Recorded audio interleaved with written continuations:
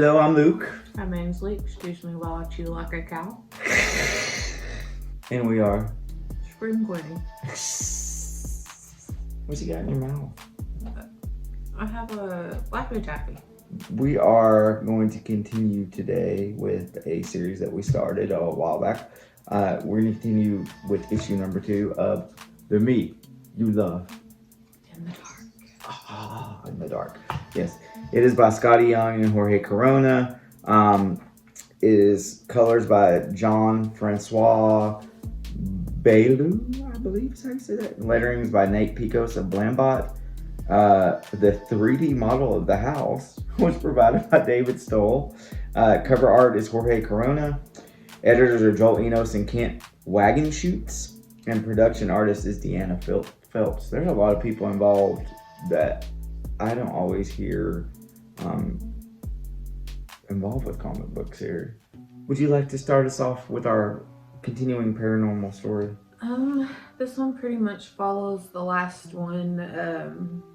She speaks to the entity and She picks up there. is She being Rowena. Yeah. Or Row.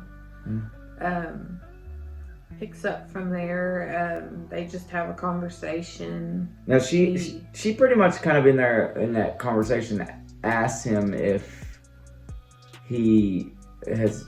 I was assuming have you watching her shower or something? Yeah, I'd seen her. Basically, have you seen me naked? Is what, and then or have you have you been under the sheets or something like that? You know. She gets inspired. She gets the canvas. She draws, I guess, what she sees him being, or him being the entity, assuming he has pronouns.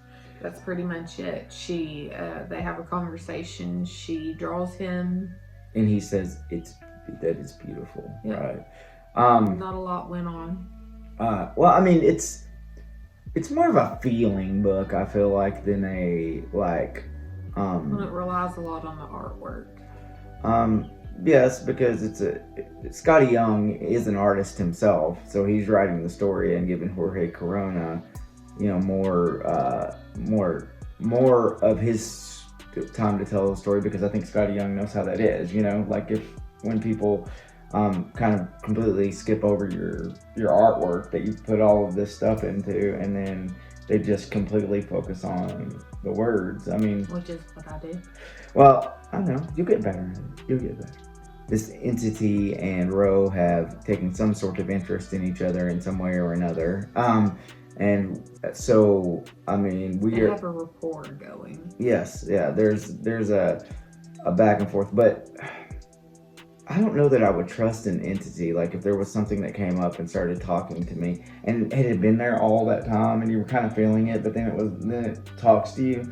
I don't know that I would trust that it hadn't seen me naked, because obviously, regardless if it's seen you naked or not, it's been spying on you. Well, I would just assume that it had. But do you see what I'm saying, though? I mean, it's not the I mean, yes, seeing naked, but it's the invasion of privacy, right? In general, regardless, I wouldn't want whoever just to see you naked, right? Just see me naked, but at the same time, I also just don't want them sitting here. Sweet dreams and sleep well. Mommy and Daddy love you. I also wouldn't want to know that something was just around watching me eat breakfast and staring at me, and could be inches away from me, and I could kind of feel it but not see it or know that it was actually there. Yeah. That, to me, that's almost just as invasive. It's very voyeuristic. Yes, that's what I'm trying to say. So, and your voyeurism just doesn't have to do with nudity. It has to do with the fact that you're invaded somebody's private space. I mean, I know that you tend to be a pretty private person, and I tend to be a pretty private person too. And so I know that either one of those things would probably disturb us. I mean, obviously the nakedness and nudity would be weird, but just the why you're going to the bathroom, or why, I mean, all of that stuff, or while you're sleeping, to know that somebody was just inches away from your face watching you sleep the whole time. Yeah. That's just creepy and weird. So It's weird because it's so boring. It's like, why do you need to do that for entertainment? Don't you have a television? well, he can't turn on the television because he's an entity. Well, I'm still enjoying this book. It's very different though. I mean, yeah, I will even being a comic book reader, the lack of words in this. it's kind of a slow burn. I feel that way too, in a good way though. You know, there's some of those slow burn things where you don't know if it's gonna, but I trust Skottie Young. I mean, I know what he does, and I know this is like a 5-issue series, and I'm wondering if they may do like an anthology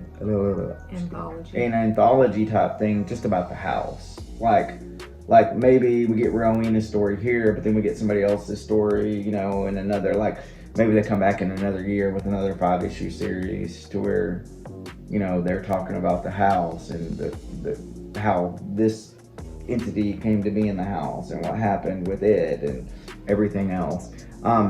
But It makes mention of time a lot, that its concept of time is so different because it's been around for so long. definitely. And yeah, because he said your concept of old and mine may be two totally different things. And at this point, also, she hasn't been out of the house. You mentioned that when we were discussing this, that she hasn't been out of the house yet. So maybe a bit of like cabin fever sitting in for her, or you know, no contact with the outside world. She's supposed to be working on this artwork now. She's finally drawn something, but it's him, so he's even kind of taken over her passion, like what she's so she's in this house. This is the only thing she's had any contact with at this point in a long time, and then now he's kind of taken over her passion as well. So as I said, I'm continuing to like this book. I continue to be intrigued by it. It's interesting. It's different than the other ones. Like I said, it's very slow burn. So it's issue by issue. Like there's another little nugget. There's a nugget. There's a nugget. Yeah, you're getting like a clue to what's going on. Like, you know, You get little clues at a time. yeah, like you get the voice at the end of that one, at the end of, or kind of throughout this book, you get kind of at least a feeling of what this presence is right now. I'm gonna go ahead and let you give the screen rating first, since I keep stealing yours. I would give this a 3 screens. I would like to also give it 3 screens. I feel like the story's progressing well. I actually like the second issue a little bit better than the first, so I'm hoping I'll continue to do that. Well, we appreciate you guys for listening to us. Go check out The Me You Love in the Dark, and you know, let us know what you think about it. There's a little place for you to write comments down here somewhere. You can also subscribe and share and like us. We're gonna keep saying that. We're probably getting on your nerves about it, but we're gonna keep saying it because we're gonna bug you to death until you do. I have been Luke. I have been Ainsley. And with our powers combined, we are Screen Queenie. Catch you guys later. Bye.